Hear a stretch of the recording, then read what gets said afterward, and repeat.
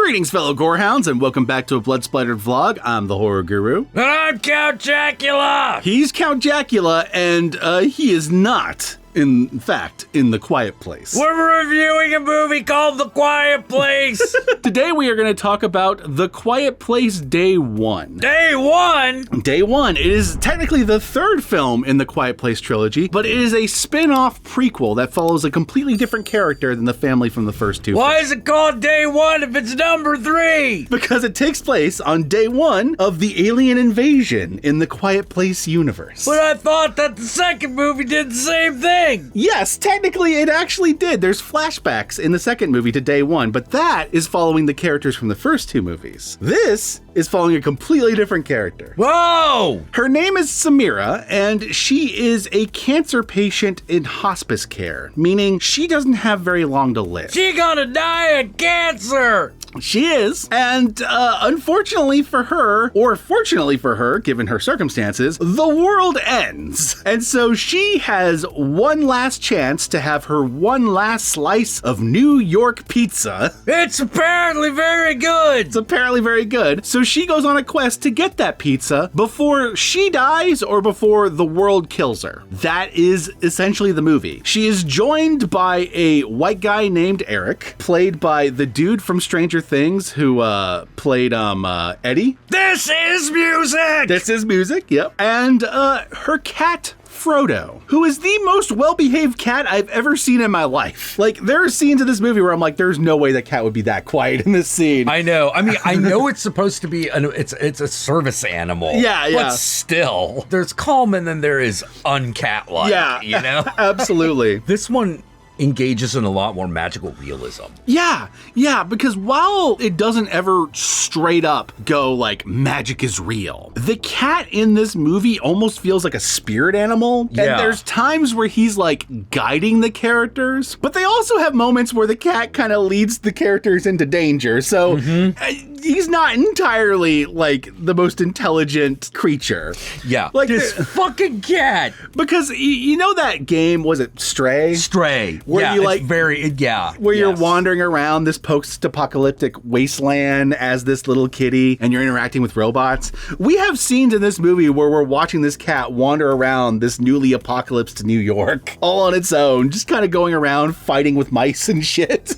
And those scenes are fucking great. Unlike the first two movies, which had the conceit that the family knew sign language, this movie has characters that don't know sign language. Correct. So there's a lot more non-language communication in the movie. Yeah, and as a result, they actually are able to kind of retcon some of the aliens' powers in a way that makes complete sense. You know, like, it turns out their hearing actually does have a couple of limitations. Well, those limitations were there in the first two movies. Oh, including the water? Yeah. Oh, okay. Yeah, even in I the missed that part. In the first movie, there's a scene where one of the characters survives by sticking to the river.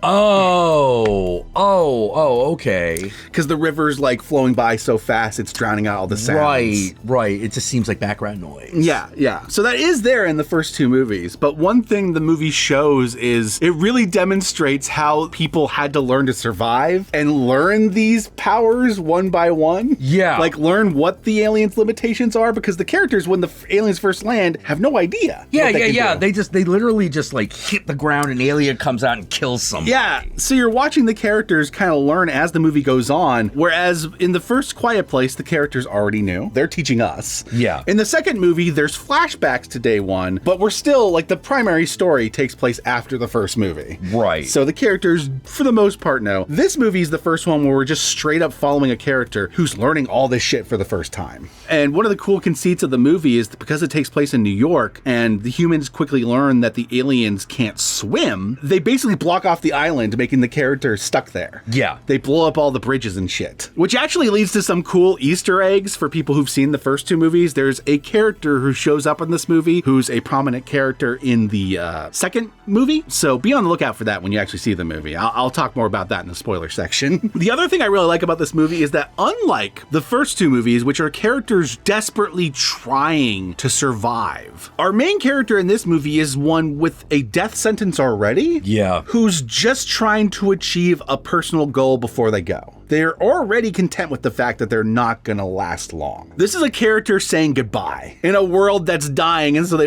only have so much time to say goodbye. Yeah, and she runs into this guy, played by the dude who played Eddie. Yeah, Eric is his name in the movie. Yeah, this guy, Eric, and Eric has no idea what to do, and so he's just following her because there's nothing else. So the emotional core of this movie is kind of the relationship between these two, not romantic. It's a friendship. It's a friendship. He kind of sparks life back into her. She kind of like sparks survival into him, because even though she's dying, she was a survivor when she was alive. Yeah. She knows how to survive. She's been through some shit. She also knows the city very well because she lived there, whereas he has been immigrated here. Shit went awry pretty quickly for him. Yeah. Poor guy. He just came here and then shit went topsy-turvy. And now he's walking around with this girl who's gonna die soon and her cat. You also get some cool little scenes that you don't really get in like the first movie, traversing through the sewer system. Yeah. Where there is the water there, which is a good tool to use to avoid the creatures, but it's also a confined space. There's nowhere to really run if one of those creatures catches you where there's not a lot of water.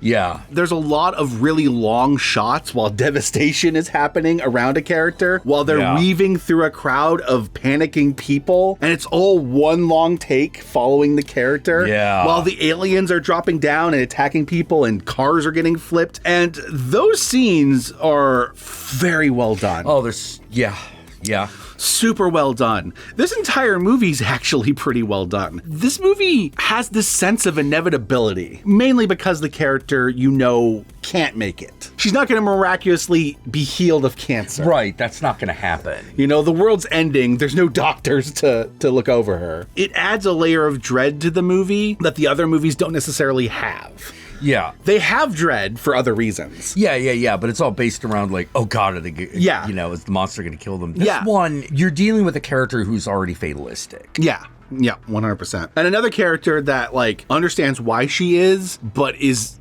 also trying to figure out a reason to live for himself. Yeah. So it's kind of interesting. He kind of like finds a way to learn how to live through befriending a character who's not gonna live. Yeah. It's a very interesting dynamic there. The cancer's almost like a metaphor, right? Like this is gonna happen no matter what. It's just a thing that's gonna happen. It's gonna kill you. There's nothing. The ultimate message of this movie is to live the moment you have to its utmost. Yes. Because you have a character who starts off very cynical. Yeah, because, for obvious reasons. Whose cynicism is challenged over the course of the movie while dealing with the most fatalistic scenario you possibly could, the end of the world. Yeah, because it works really well because, like, at that point, a fatalistic character needs to either all of a sudden want to live. Yeah. Or there's no story. I highly recommend A Quiet Place Day One. Oh, so good. If you like the other two movies, you're definitely going to like it. If you didn't care for the other two movies, you might actually like this one. It's different enough. You might actually prefer this one. Yeah, it's different enough from the first two. It might even appeal to a completely different audience. Yeah, it's a lot less focused on when's the sound gonna happen. Yeah. Which I think was a really good idea because, like, I don't think they were going to be able to ring that bell 3 times. Oh, yeah.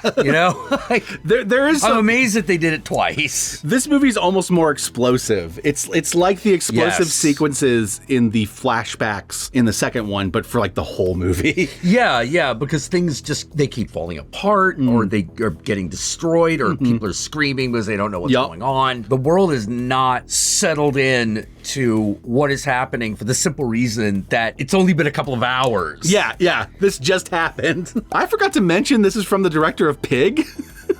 The Nicolas Cage movie. Another movie I fucking loved. Yeah, which was which is like you can kind of see that it's the director of Pig in some of the quiet moments. Yeah. If that makes sense. Anyway, my fellow Gorehounds, this movie is currently available to rent on various streaming platforms. I will include an Amazon affiliate link to the movie in the description below. If you click that link and rent the movie through that link, I will get a kickback from it. And with that said, my fellow Gorehounds, let us move on to the spoilers so we can talk about how this movie ends.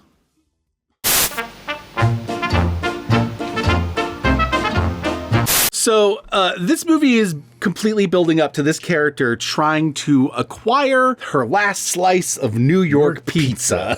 Yeah. Before the world ends and before the pizza itself is no longer edible. Yeah, because she starts out knowing that she doesn't have long to live, and so she has an opportunity to go into the city, which could be the last time she gets to go. Yeah. There's a huge chunk of this movie that is her not only saying goodbye to her life, but also saying goodbye to her father in a weird way. Yeah. Because her relationship to her father is obviously very important to her. We find out at the end of the movie that the coat she's been wearing the entire movie was her dad's coat. Her dad was a musician. She became a writer. There's like a connection in the arts in there. One of the books she wrote was about her dad. Yeah. Specific pizza place they're going to is the place that the dad used to take her to. He used to take her there and then play music for her because they have this whole like bandstand there and like, hey, you could volunteer to go up there and play the piano if you want. She's trying to relive that moment one more time before she dies. And you don't know that's what she's doing throughout the movie because all this information is kind of given to you piecemeal, as the movie goes on, and some of it isn't really stated, it's more implied. And unfortunately, when she finally reaches the pizza place, it's basically been fucked. Yeah, it's been destroyed. So Eric, who's been on this journey with her to get this pizza, mainly because he doesn't know what the fuck he's doing, so he's gonna follow her, and it doesn't seem like any of the avenues to escape the island has worked for anybody. In fact, there's a point earlier in the movie where we watched a whole bunch of people get slaughtered in the streets after following the military's directions to escape, so escape does not seem very likely for either of them. But he decides to create that moment for her so that she can have it before she dies. Finds another pizza place with some pizza, takes her to another fucking bar that has a fucking bandstand, and he doesn't know how to play music, but he knows how to do magic tricks. Yeah, he can do card tricks. So he performs a card trick for her and lightens her mood, and she's still like her snarky, kind of cynical self, but she brightens up in this moment. Yeah. It matters to her that this guy is trying. And I feel like this is the moment where the character kind of decides, okay, I don't care how this ends, I'm going to help this guy survive. Yeah, this guy, I want this guy to live. Like, I know I have no choice. I'm going to die soon. Yeah, I'm dying anyway. But I'm going to get this guy off this island. Yeah. And also I need someone to take care of my cat because I'm like that. Yeah. And so the movie ultimately culminates in them discovering a boat just offshore where a lot of survivors are at. And this is where one of the Easter eggs for the second movie is. One of the guys from the island in the second movie is not only on that boat, he was at the opera house earlier in the movie that they end up hiding out in. Yeah, that's the guy who plays, I'm Star-Lord, man. Who? Yeah, yep, 100%. He was in Guardians of the Galaxy. That guy is a cool little connection because he ends up becoming the leader of the island community that the characters encounter in the second movie. They realize that in between the boat and them are a lot of monsters. She decides, I'm going to distract the monsters. You take my cat and get to the boat. Yeah. And so she starts a lot of car alarms, distracts the monsters. He runs to the boat. You have this intense sequence of him running and trying to escape the monsters and the monsters going after him jumping into the water, getting on the boat, and yay, he survives. And then him pulling out a note that she left for him in the coat that she gave him, which was her dad's coat. And the main character has plugged in her iPod to one of those speakers. Yep. Those little iPod docks. Unplugs her headphones so that the dock plays the music, calling the monsters to her. And even though it's a sad ending, it's also an uplifting. It's very it's very uplifting. Yeah. It's because it's the difference between letting yourself die and going like, no, the world's gonna have to kill me. Exactly. You know? Exactly. This is a character accomplishing what she wanted to and going out on her own terms despite that seemingly being taken away from her. Yeah. By life. It's what the fortune teller says in Princess Mononoke. Mm-hmm. You cannot avoid your fate, but you can rise to meet it. Exactly. Yeah, she rises to meet her fate. She 100% does. I apologize for that dinging. That's just my little water bottle over here. I laughed, I cried. It was a part of me. This movie is the whole package. Yeah. It's not just a horror movie. This movie is actually kind of a blockbuster roller coaster ride on top of it. Yeah. Like a Jaws or like a Jurassic Park, where they're kind of like horror movies, but they're also kind of like these thrill rides. This movie kind of has all of it. And with that said, my fellow gorehounds, where can they find you, Count Jackula? Well, you can find me here over on the YouTube, where I stream every Monday, Wednesday, and Friday at 7 p.m. Pacific Standard Time. And I also stream on Twitch on Tuesdays and Thursdays. Those are generally more video game streams. What about yourself? Y'all know me, I'm the Horror Guru. You can find me at the Horror Guru on Twitter, on Twitch, Instagram, Facebook, wherever. Just look up the Horror Guru or Blood Splattered Cinema and I'll be there. Be sure to like, comment, and subscribe, and don't forget to ring that notification bell so you're notified of my videos immediately upon their upload. And if you'd like to help out either of us more directly, be sure to check out our Patreon pages. And remember, if you decide to go the Patreon route, even $1 a month can go a long way. And with that said, my fellow Gorehounds, I want you to comment below, and be sure to comment below using the hashtag New York Pizza. Use the hashtag New York Pizza, that way I know. That way the whole world knows that you have good taste in the apocalypse. Anyway, my fellow Gorehounds, peace out, and I'll catch y'all later.